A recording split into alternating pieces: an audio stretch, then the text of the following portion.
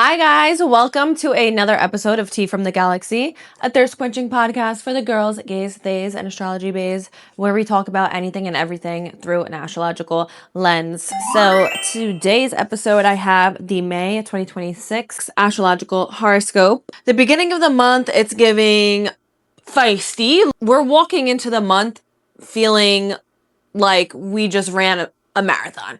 Okay. So then, we're feeling a little burnt out. As the month goes on, in the middle of the month, we're feeling like we get a little cool down period, a little rest, a little break. And then at the end of the month, it feels very frustrating and stressful again. Starting off the month with a full moon, we're ending the month with a full moon in Sagittarius. It's giving emotional roller coaster this month. So let's just jump into it. Let's talk about where the planets are at walking into the beginning of the month. On May 1st, the sun will be in Taurus, moon in Scorpio, Mercury, Aries, 27 degrees. Venus will be in Gemini at 9 degrees. Mars is in Aries at 17 degrees. Jupiter is in Cancer at 19 degrees. Saturn is in Aries at 9 degrees. Uranus is in Gemini at 0 degrees. Neptune is in Aries at 3 degrees. And Pluto is in Aquarius at 5 degrees. We also have the nodes, the North Node and the South Node at Pisces and Virgo at 6 degrees. So that is just, that's the energy that we're walking into the month of May. But starts off right with a bang, okay? Full moon in Scorpio at 11 degrees. Full moons are already a heightened emotional time. It being in Scorpio and a water sign that is very deep, intuitive, dark, there's emo, let's just keep it real. I want to sit in my room and cry, or I want to scream at you. Especially there's a lot of energy happening in Aries too. So I see a lot of heightened emotions and wanting to fight and argue, or just go outside and have fun and wild out. That's the vibe that I feel, but it's definitely giving a little emo. And another aspect that validates this emo feeling is that on the same day, Mercury in Aries joins Chiron at 27 degrees in Aries.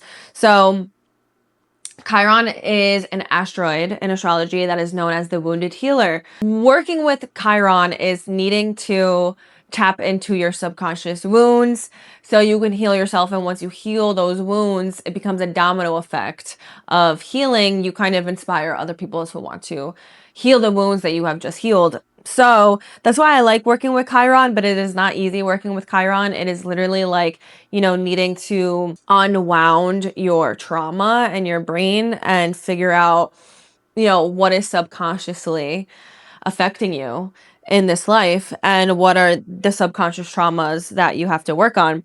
So when Mercury, the planet of communication, joins an asteroid like this, Chiron, it kind of means that we're having a lot of conversations about trauma.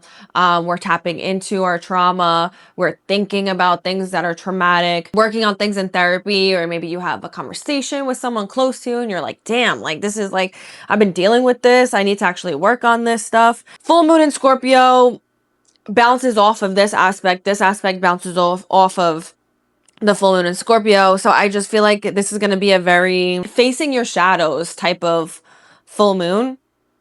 And the ruler of this full moon is Mars. There's the only aspect that Mars is really making is it's making a square to Jupiter. Another vibe that's happening under this full moon, and honestly, the first week of this month is kind of like what I said at the beginning of the horoscope, is giving burnt out. Is giving you're trying to do a lot, you're putting a lot on your plate, you're overworking your body, and you're going to end up burning out. I feel like there could be a lot of heightened emotions. You feeling scattered brained, you're feeling and you're just wanting to do a lot, or you're just wanting to run away from it, or you're wanting to it's almost like the emotions are too much and you're just gonna wall out. So there's definitely a warning with that as well. Be careful of overworking your body at this time, and to the point of physical exhaustion, burnout, or actually hurting yourself and harming yourself by accident. I also just feel like a lot of people are going to be partying that weekend. I don't know, that's just a little intuitive download that I got.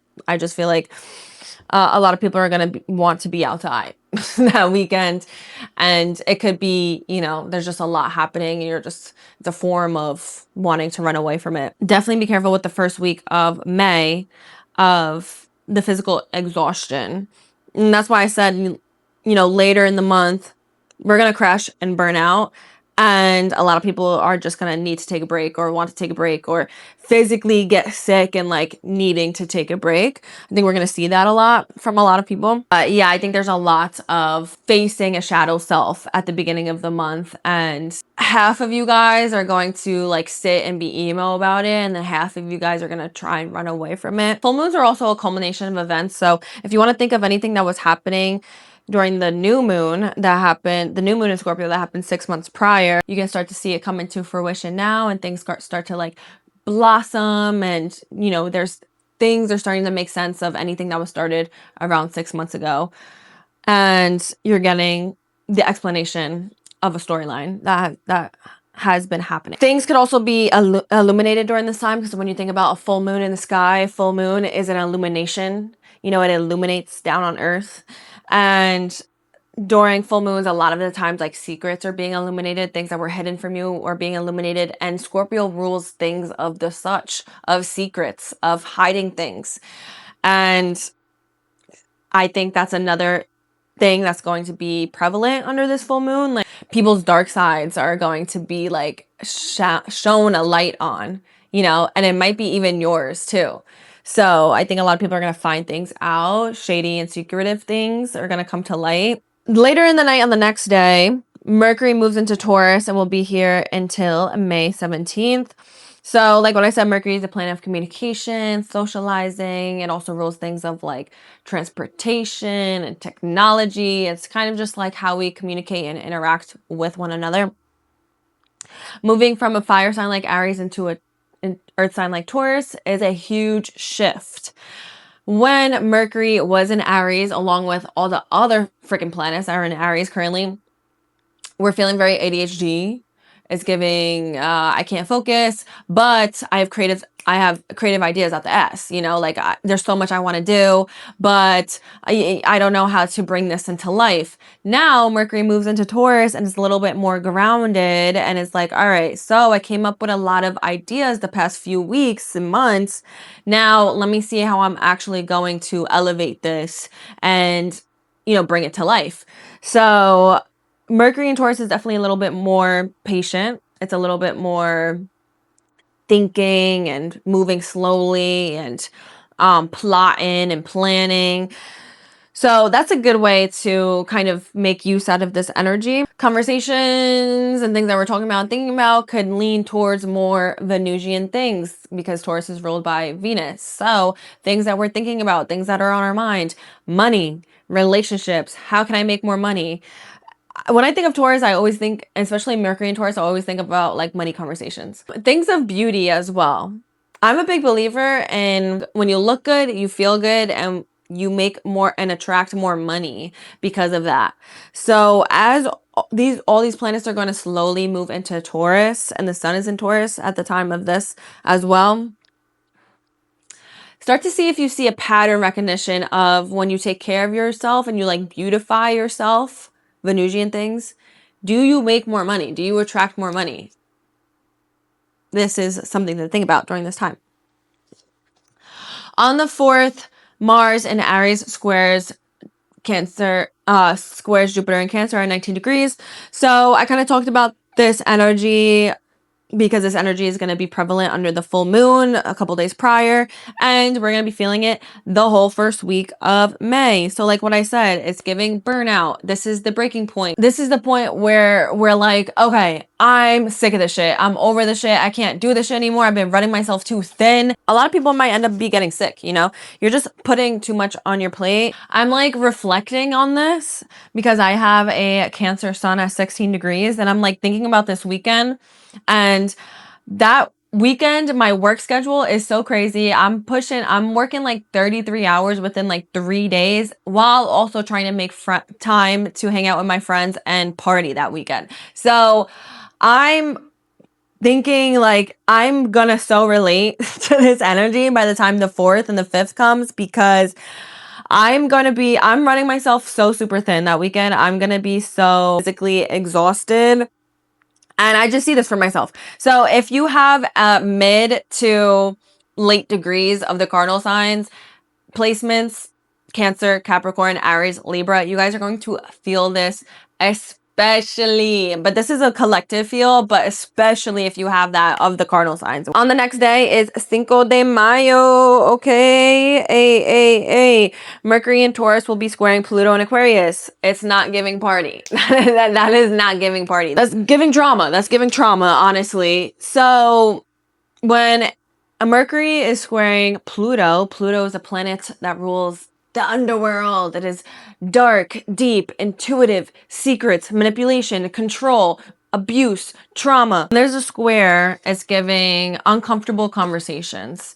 It's especially between two fixed signs. It's giving stubborn. It's giving, we're going like this, okay? We're just like butting heads at this point. There's no resolution to this conversation. You feel how you feel, I feel how I feel, and that's that. Another route this could go is you could see that having such a stubborn mentality on something, on a way of thinking, is going to be a downfall. Harsh conversations, you know, in the days ahead, the first week of this month, it already seems like there's a lot of dark topic conversations being had. And I think this is just, it's just going to continue. Or maybe there's, a lot of realizations, things that came up under this full moon, and then you're dealing with it and you're processing it a few days later under this. The next day, Pluto stations retrograde at 5 degrees. So Pluto will be retrograde for the next 5 months. Now, because Pluto is an outer planet, this retrogradation doesn't affect us personally that much because Pluto is a generational planet. So unlike Mercury or Venus or Mars retrogrades that are inner planets that affect us more personally, Pluto retrogrades every single year for like 5-6 months at a time. So it's not that much of a heavy hitter, but I will say, how does a Pluto retrograde work? It transforms you more internally. Pluto, while direct, is a transformational planet externally.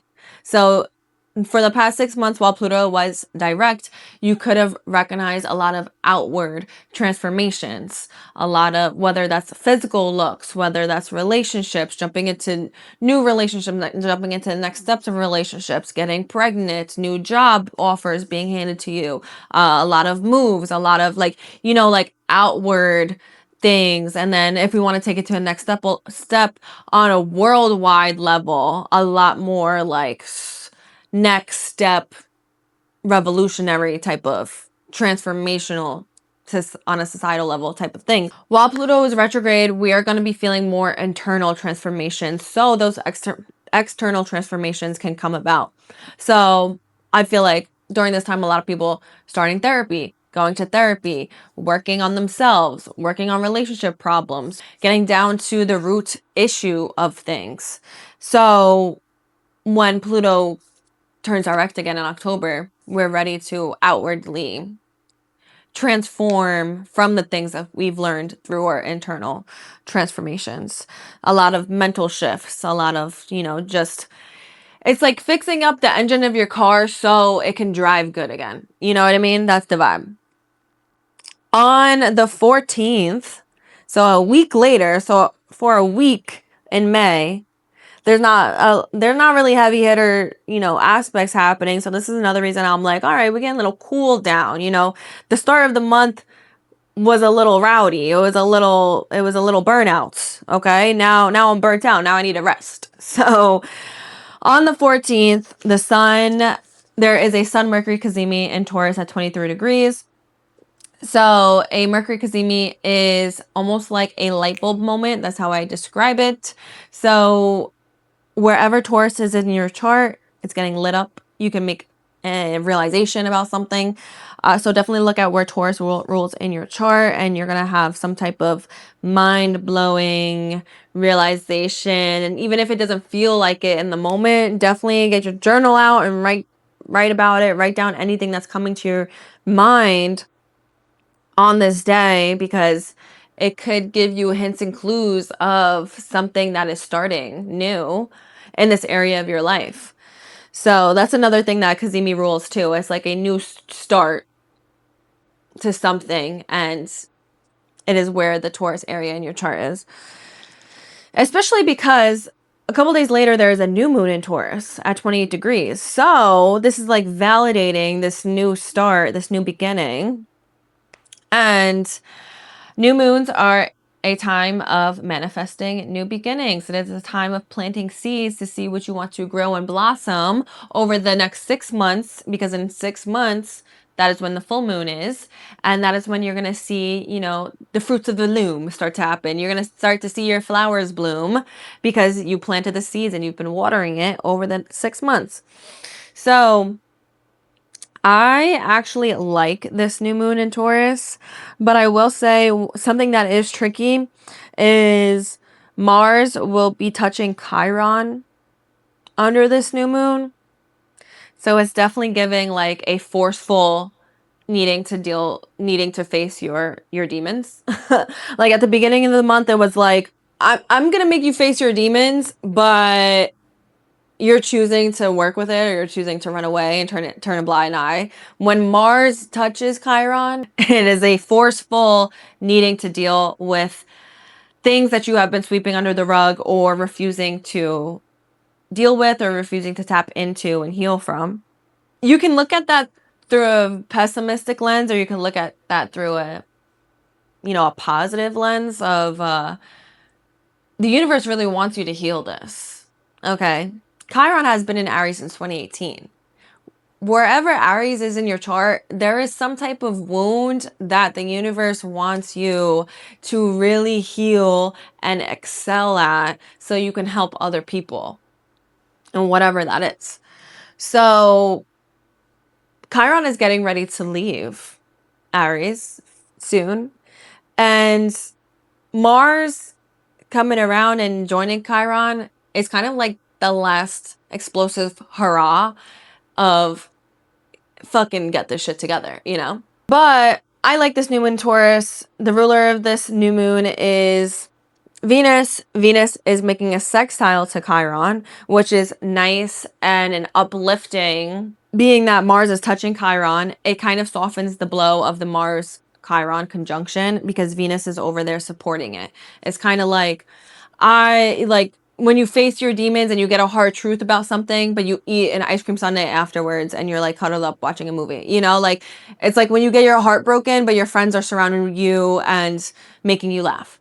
It's that kind of vibe. It's Venus definitely helps, tuck Mars into bed after dealing with these hard truths. And Venus will also be making a sextile to Mars as well under this new moon. So I really think this is a nice time to manifest getting into that bag, manifesting money. If you're trying to manifest making more money or more money opportunities for you, this is a really nice aspect to do that. You are going to have to leave something behind. And also manifesting new relationships as well. Healthy relationships or relationships that have like a really nice romantic relationships, like sex drive, like a really nice sex life relationship if you're trying to manifest that in, or manifest a relationship like a good business partner, someone that you can make money with as well, a hustler, someone who just works well with you. This is a nice time to manifest that and bring that into your life as well. Yeah, you're gonna have to leave something behind in order to make a way for this new. That is just what it is. That is what the Mars touching Chiron aspect is. You're going to have to confront something and heal from it so you can get whatever you're trying to manifest from this new moon in Taurus. And another reason why I feel like it's a nice time to manifest the money or whatever, is because Mercury is going to be right there as well. Mercury is going to be in Taurus. So going to be in Taurus touching this new moon. And like what I said, when Mercury's in Taurus, we are thinking about money. We're thinking about money and love and beauty as well. But we're thinking about money. Prioritizing, beautifying yourself, because when you look good, you feel good and you make more money. It's a nice time to start any type of like new beauty routine and really get into the habit of doing that. The next day, Mercury enters Gemini and immediately touches Uranus and Gemini at 1 degrees for the next couple days after that. So we went from Mercury in Aries, ADHD, Mercury in Taurus, cool down a little bit. Let's ground ourselves. Let's bring this idea into life.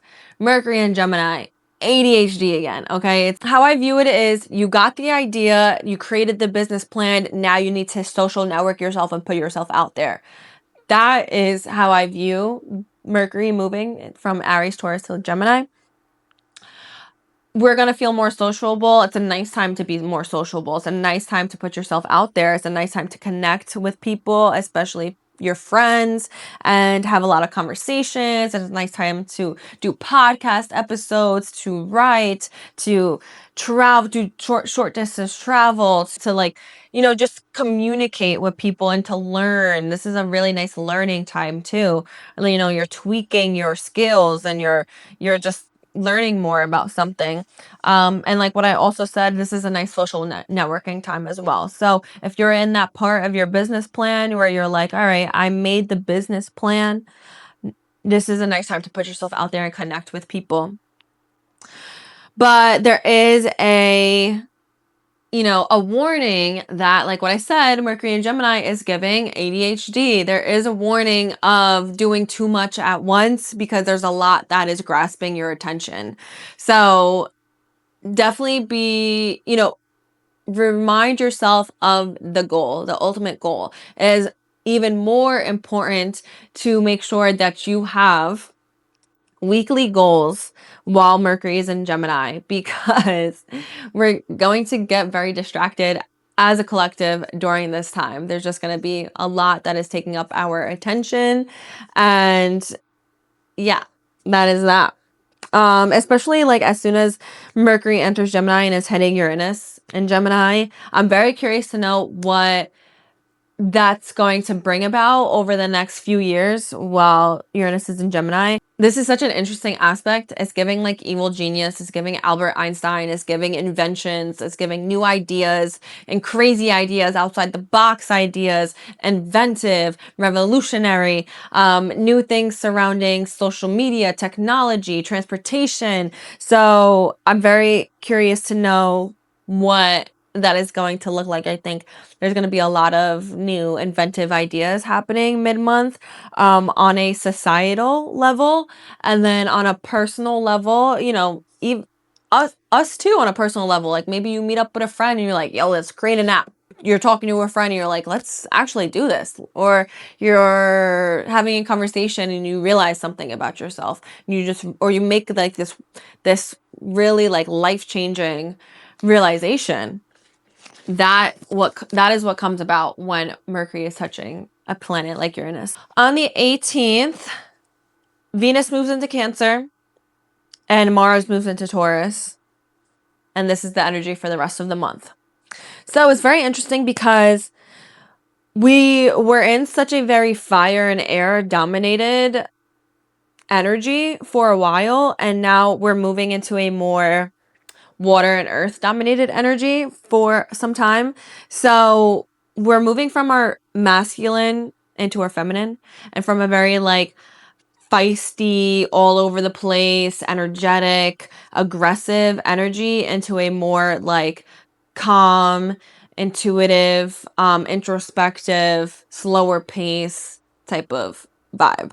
Although Mercury just entered Gemini, so we are still feeling very social. Like the ideas are running through our brain, and there's a lot that's happening and turning in the brain, in the minds.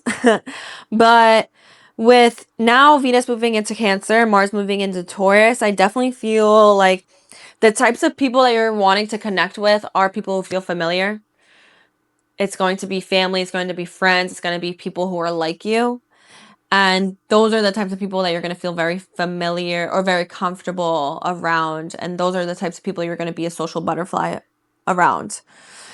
If Mercury was in Gemini while like Venus was in Gemini, I would say social butterfly all throughout. You're going out to parties, you're making friends with everybody and anybody. But being that now that I'm seeing Venus is moving into Cancer, comfort bubble. Mars is moving into Taurus, comfort bubble. It's giving, yeah, I want to be social, but I want it to be with my people. I want it to be at home. I want to host a party and host a dinner.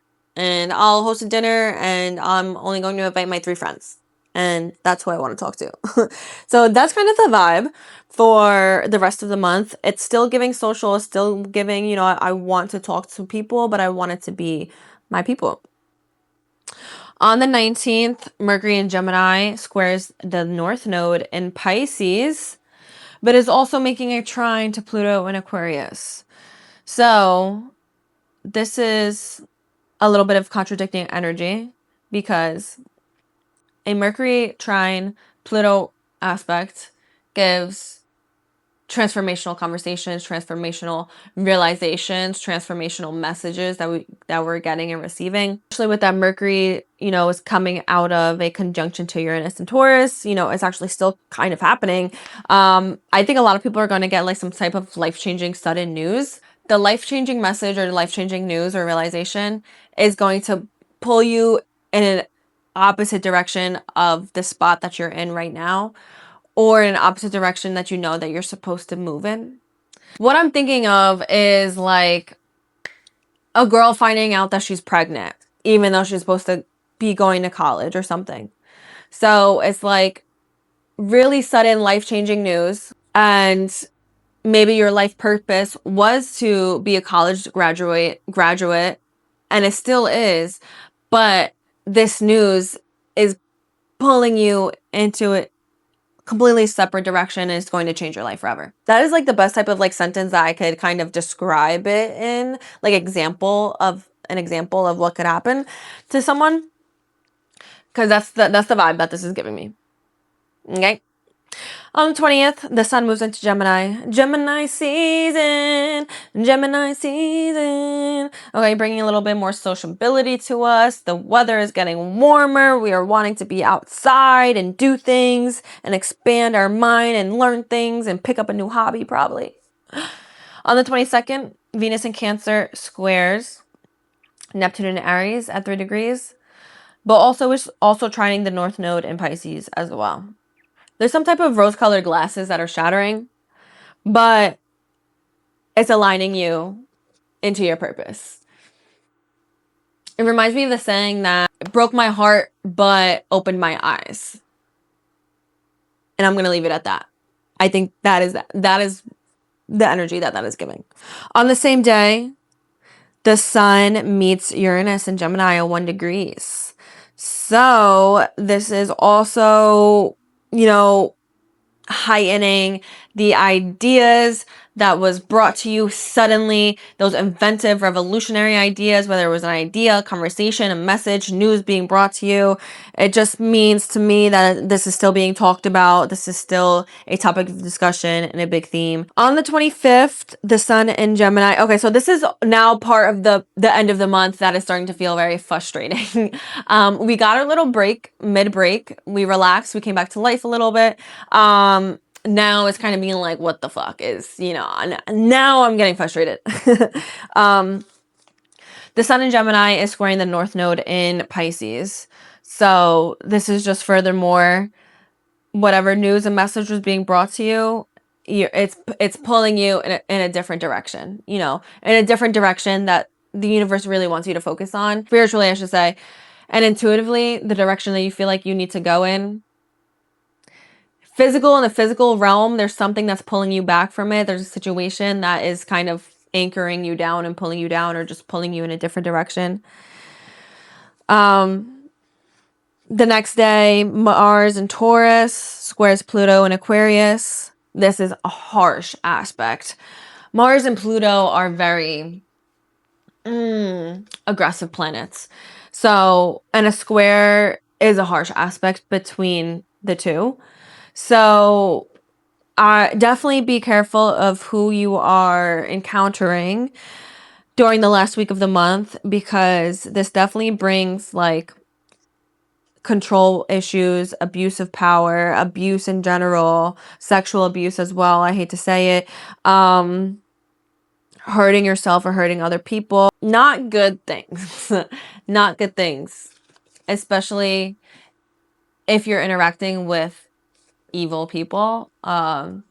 Definitely brings just a power imbalance. Be careful with going out and doing things that day, you know, those couple days at the end of the month, and just be careful of the situations that you're putting yourself in. Be careful who you're surrounding with, and yeah, just be careful, honestly, at this time.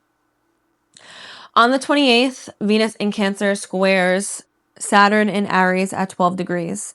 So Venus being the planet of relationships, love, beauty, and finances, making a harsh aspect to the planet of karma, Saturn. Psh, no good. No good. Frustration. Okay? Frustrated. It's giving, what the fuck? I'm annoyed.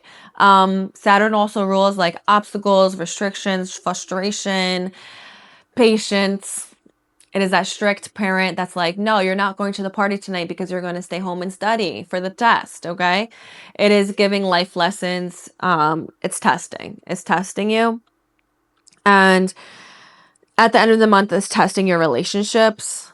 It's testing your financial situation. It's testing your comfortability, because Venus in Cancer is very much a comfort zone, comfort bubble type of feel. If you have that aspect natally, you kind of know what I mean. You're a person of your comforts, okay? You like familiarity. You like surrounding yourself with people who feel familiar. You like being surrounded by your family or friends that feel like family. You don't really like going outside or connecting with people outside of your comfort zone.